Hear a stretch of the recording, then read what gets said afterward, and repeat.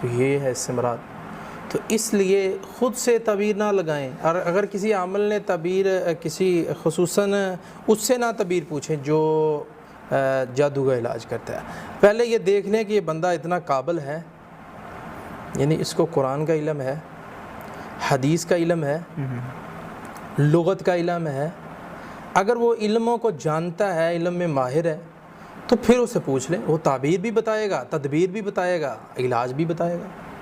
تو وہ تو پھر بندہ بہت بڑی اللہ کی ایک نعمت ہو گیا نا آپ کے لیے.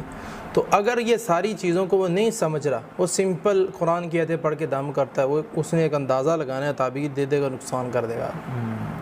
تو اس لیے یہی ہے کہ جانور پیچھے لگے ہوں تو جانور دیکھنے پڑیں گے کیسے ہیں، تو اسی اعتبار سے تعبیر ہوگی اس کی. بہت شکریہ جی. ناظرین اگلے پروگرام میں پھر حاضر ہوں گے. اللہ حافظ. قد صدقت الرؤيا